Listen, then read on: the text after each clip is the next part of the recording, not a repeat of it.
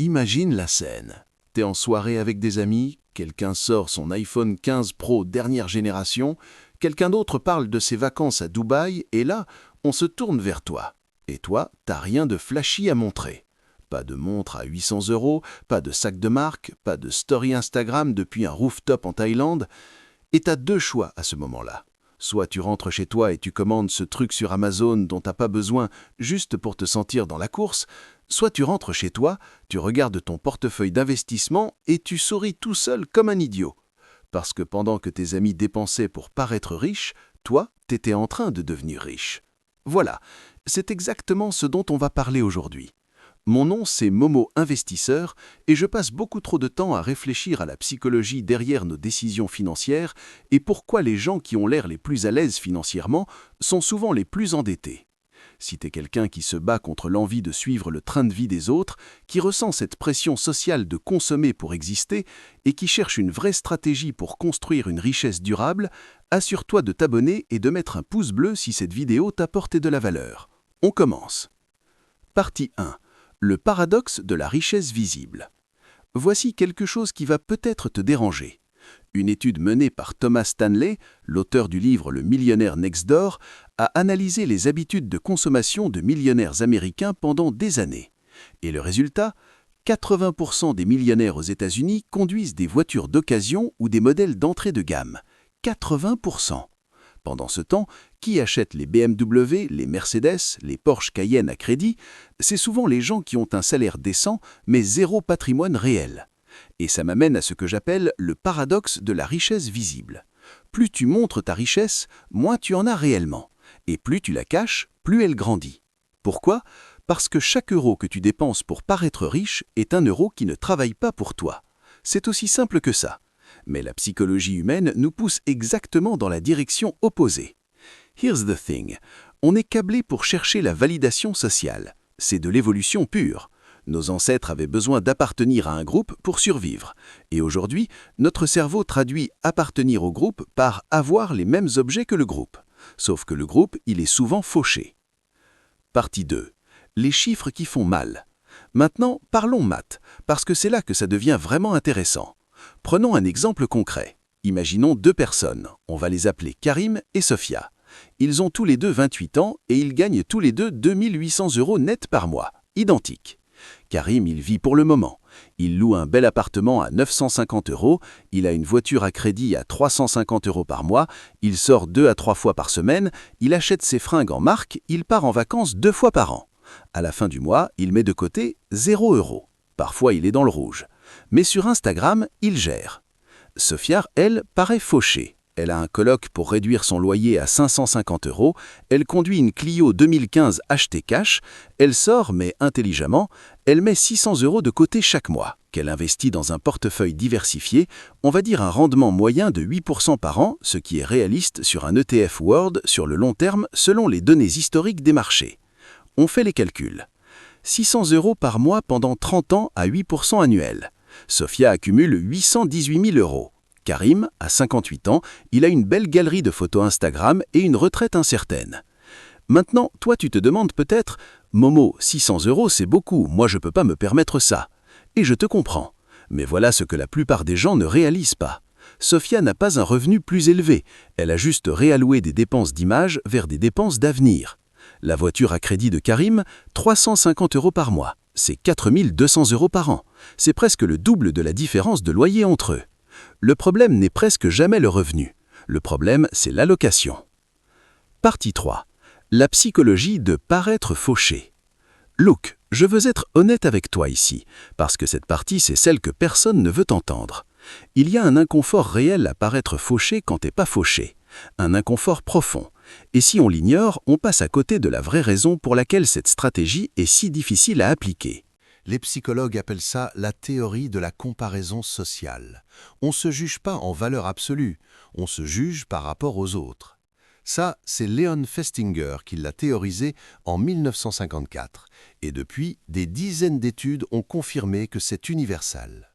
Ce qui veut dire que même si tu as 200 000 € sur ton compte d'investissement, si ton voisin conduit une Tesla et que toi tu as une Dacia, ton cerveau enregistre ça comme un signal de statut inférieur. Et c'est douloureux. biologiquement douloureux. Voilà pourquoi j'insiste là-dessus. La richesse discrète demande un vrai travail mental. C'est pas juste une question de discipline budgétaire, c'est une question de reprogrammation de ta boussole sociale. Alors comment tu fais ça?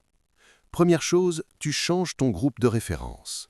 Si tes amis sont tous dans une dynamique de dépenses compétitive, tu vas souffrir en permanence.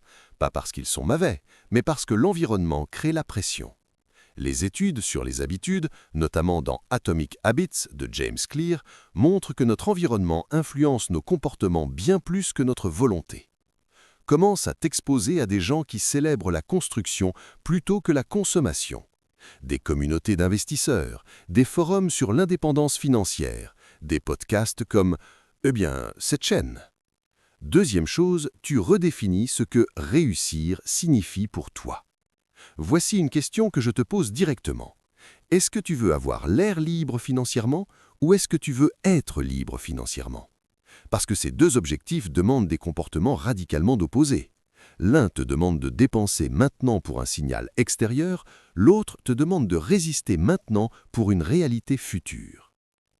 Et voici ce qui est fascinant.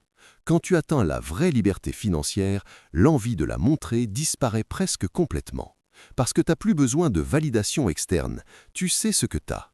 Et cette certitude interne, elle vaut infiniment plus que n'importe quelle montre ou n'importe quel SUV. Partie 4. Les faux riches versus les vrais riches. Les habitudes qui les séparent. C'est ici que ça devient vraiment intéressant. Je vais te décrire deux profils. Et j'ai pas besoin de te dire lequel est lequel, tu vas le reconnaître immédiatement. Profil A. Achète neuf, souvent à crédit, loue un appartement au maximum de ce qu'il peut se permettre, change de téléphone tous les 2 ans, mange souvent au restaurant pour l'ambiance, dit régulièrement « la vie est courte, faut en profiter », a une épargne d'urgence de moins de 2 mois de salaire, stress financier chronique malgré un bon salaire. Profil B. Achète souvent d'occasion ou attend les soldes, optimise son logement par rapport à ses revenus, utilise son téléphone tant qu'il fonctionne, cuisine beaucoup, va au restaurant pour célébrer. Dit régulièrement, la liberté, ça se construit. À 6 mois de salaire en fonds d'urgence, plus un portefeuille qui grossit, stress financier quasiment inexistant. Now you might be thinking, Momo, le profil B, c'est une vie triste, il n'y a pas de plaisir là-dedans. Et là, je te dis, tu confonds privation et intention. Paraître fauché, c'est pas se priver, c'est choisir consciemment où va ton argent. C'est pas ne jamais partir en vacances, c'est partir en vacances parce que tu as budgété et épargné pour ça, pas parce que tu as claqué ça sur une carte de crédit que tu rembourseras pendant 6 mois. La différence, l'un te laisse un souvenir et une dette, l'autre te laisse un souvenir et ta liberté intacte. Et voici ce que la plupart des gens ne réalisent pas. Les plaisirs achetés dans l'anxiété financière ont un goût amer, et les plaisirs choisis dans la sécurité financière ont un goût incomparable. Partie 5. Le système concret. Comment l'appliquer dès cette semaine? Ok, on passe à l'action, parce que je veux pas que cette vidéo soit juste inspirante pendant 20 minutes et que tu oublies tout le reste de ta journée. Voici un système en 3 étapes que tu peux commencer cette semaine. Étape 1. L'audit de statut. Prends ton relevé de bancaire du mois dernier. Surligne en rouge tout ce que tu as acheté principalement pour l'image, pour paraître, pour impressionner, pour suivre une tendance. Sois honnête. Le nouveau sac? Le resto où t'es allé juste parce que c'était instagrammable? L'abonnement Netflix que t'utilises jamais, mais que t'aurais honte de supprimer? Totalise ce montant.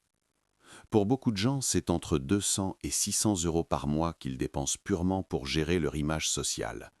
Ce chiffre, c'est ton potentiel de liberté financière mensuelle. Étape 2. Le virement automatique invisible.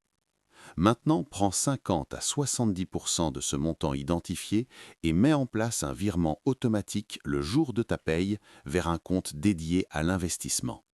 Pas un livret A seul, un vrai compte titre, une assurance vie en unité de compte, un PEA, quelque chose qui travaille pour toi. Pourquoi automatique? Parce que si l'argent part avant que tu le vois, ton cerveau s'adapte.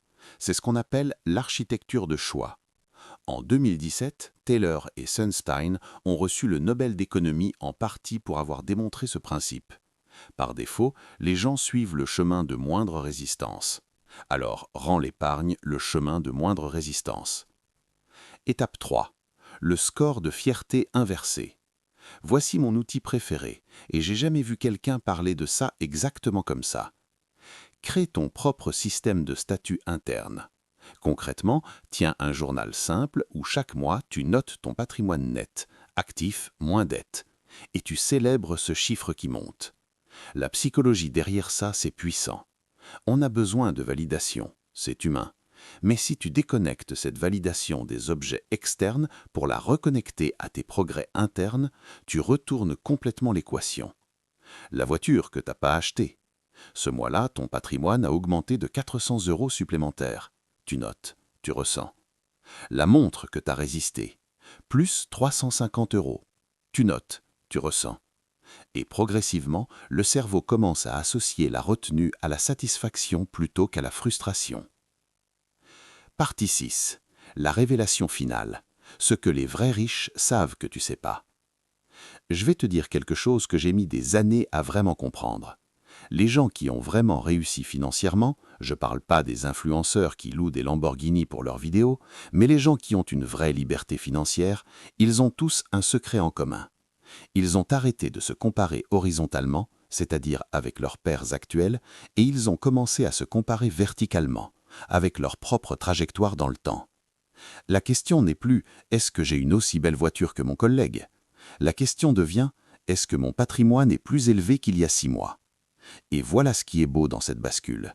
Personne ne peut te battre dans ta propre course.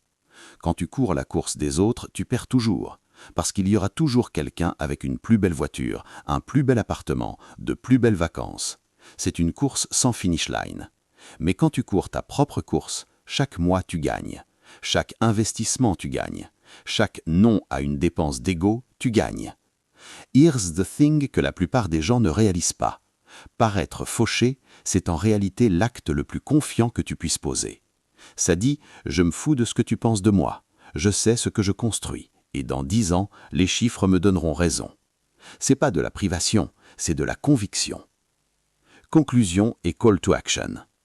Alors la prochaine fois que tu es en soirée et que quelqu'un sort son dernier iPhone ou parle de ses vacances en business class, souris, genuinement. Parce que toi, tu as un secret, un compte qui grossit pendant que tu dors, une trajectoire que personne autour de toi ne voit. Et un jour, pas dans 30 ans, mais dans 5 ou 10 ans si tu commences maintenant, tu auras quelque chose que l'argent peut acheter, mais que l'image seule ne donne jamais. Des options. L'option de ne pas aller au boulot demain si t'en as pas envie. L'option de changer de carrière sans panique. L'option de vivre la vie que tu as choisie plutôt que celle que la société t'a vendue. Voilà pourquoi paraître fauché est la clé du succès financier. Si cette vidéo t'a apporté de la valeur, laisse un pouce bleu. Ça m'aide vraiment à toucher plus de personnes. Abonne-toi pour pas rater les prochaines vidéos. Et dis-moi en commentaire quel est le premier changement que tu vas faire cette semaine. Je lis tous les commentaires, vraiment. On se retrouve dans la prochaine vidéo. Je suis Momo Investisseur. À bientôt.